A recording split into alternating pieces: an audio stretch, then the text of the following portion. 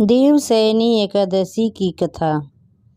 आषाढ़ मास के शुक्ल पक्ष की एकादशी को ही देवशयनी एकादशी कहा जाता है। इसी एकादशी से चतुर्मास का आरंभ माना जाता है। इस अवधि में कोई भी शुभ कार्य जैसे विवाह आदि नहीं किया जाता।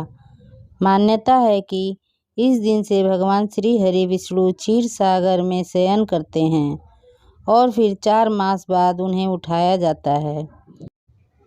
उस दिन को देवोत्थानी एकादशी कहा जाता है।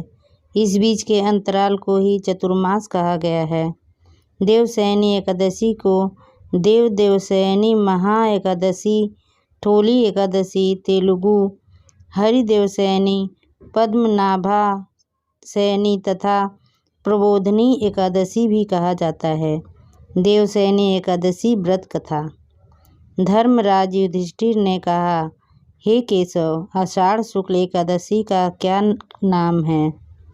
इस व्रत के करने की विधि क्या है और किस देवता का पूजन किया जाता है?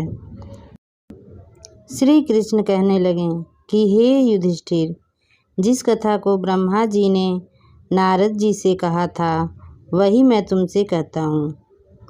एक बार देव ऋषि नारद जी ने ब्रह्मा जी से इस एकादशी के विषय में जानने की उत्सुकता प्रकट की। तब ब्रह्मा जी ने उन्हें बताया, सतयुग में मांधाता नामक एक चक्रवर्ती सम्राट राज्य करते थे। उनके राज्य में प्रजा बहुत सुखी थी, किंतु भविष्य में क्या हो जाए यह कोई नहीं जानता। अतः वे भी इस बात से अनभिज्ञ थे कि उनके राज्य में शीघ्र ही भयंकर अकाल पड़ने वाला है। उनके राज्य में पूरे 3 वर्ष तक वर्षा न होने के कारण भयंकर अकाल पड़ा। इस अकाल से चारों ओर त्राहि त्राहि मच गई। धर्म पक्ष के यज्ञ, हवन, पिंडदान, कथा, व्रत आदि में कमी हो गई। जब मुसीबत पड़ी हो तो धार्मिक कार्य में प्राणी की रुचि कहाँ रह जाती है। प्रजा ने राजा के पास जाकर अपनी वेदना की दुहाई दी। राजा तो इस स्थिति को लेकर पहले से ही दुखी थे। वे सोचने लगे कि आखिर मैंने ऐसा कौन सा पाप कर्म किया है जिसका दंड मुझे इस रूप में मिल रहा है।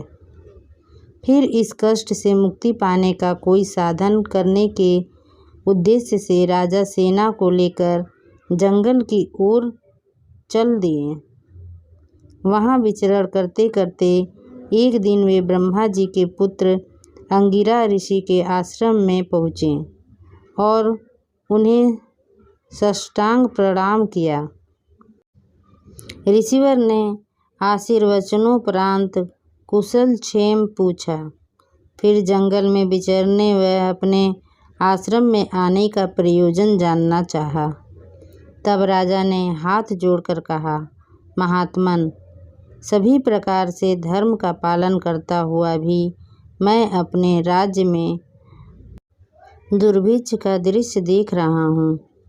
आखिर किस कारण से ऐसा हो रहा है? कृपया इसका समाधान करें। यह सुनकर महर्षि अंगिरा ने कहा, हे राजन, सब युगों से उत्तम यह सतयुग है। इसमें छोटे से पाप का भी बड़ा भयंकर दंड मिलता है। इसमें धर्म अपने चारों चरणों में व्याप्त रहता है। ब्राह्मण के अतिरिक्त किसी अन्य जाति को तप करने का अधिकार नहीं है, जबकि आपके राज्य में एक शूद्र तपस्या कर रहा है। यही कारण है कि आपके राज्य में वर्षा नहीं हो रही है।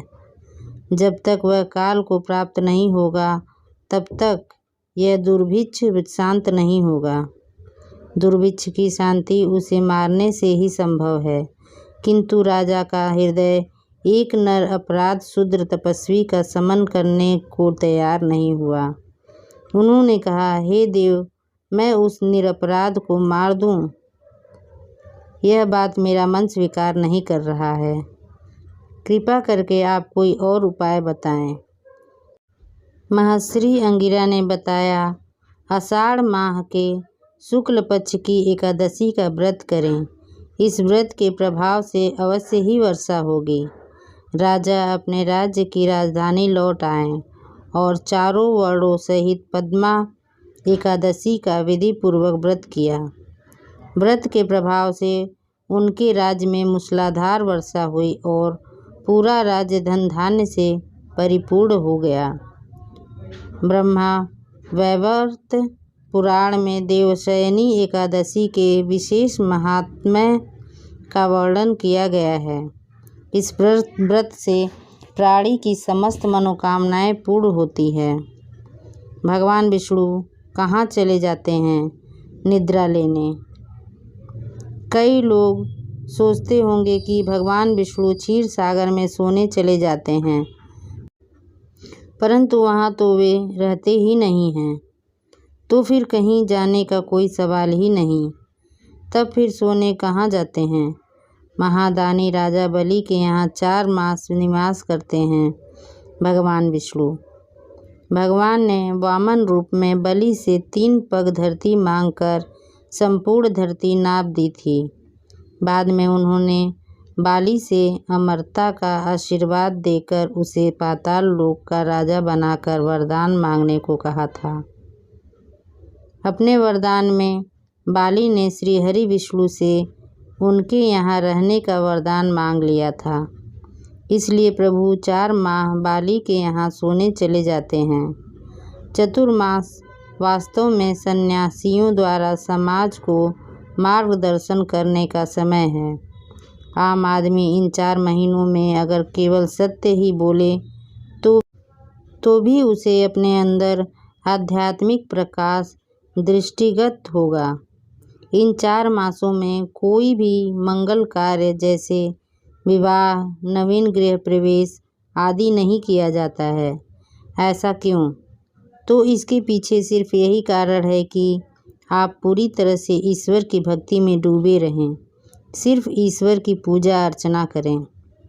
बदलते मौसम में जब शरीर में रोगों का मुकाबला करने की क्षमता अर्थात प्रतिरोधक शक्ति बहुत कम होती है, तब आध्यात्मिक शक्ति प्राप्ति के लिए व्रत करना, उपवास करना, रखना और ईश्वर की आराधना करना अत्यंत लाभदायक माना जाता है। वास्तव में यह वे दिन होते हैं जब चारों तरफ नकारात्मक शक्तियों का प्रभाव पड़ने लगता है और शुभ शक्तियाँ कमज़ोर पड़ने लगती हैं। ऐसे में ज़रूरी होता है कि देव पूजन द्वारा शुभ शक्तियों को जागृत रखा जाए।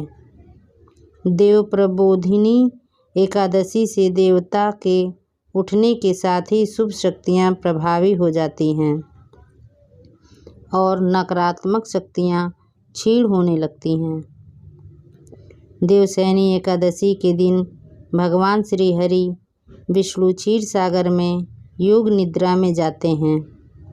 इसलिए अगले 4 महीने तक कोई भी शुभ कार्य वर्जित हो जाते हैं। इसे चतुर्मास कहते हैं। भगवान विष्णु देव उठनी एकादशी के दिन निद्रा से जागते हैं। पूजन से लाभ। देवशयनी एकादशी व्रत करने और इस दिन भगवान श्री हरि की विधिवत पूजन से सभी प्रकार के पापों का नाश होता है। सारी परेशानियां खत्म हो जाती हैं, मन शुद्ध हो जाता है, सभी विकार दूर हो जाते हैं, दुर्घटनाओं के योग टल जाते हैं। देवशयनी एकादशी के बाद शरीर और मन तक नवीन हो जाता है। दोस्तों, देवशयनी की कहानी आपको कैसी लगी आप हमें ज़रूर बताना। पूरी वीडियो देखने के लिए धन्यवाद।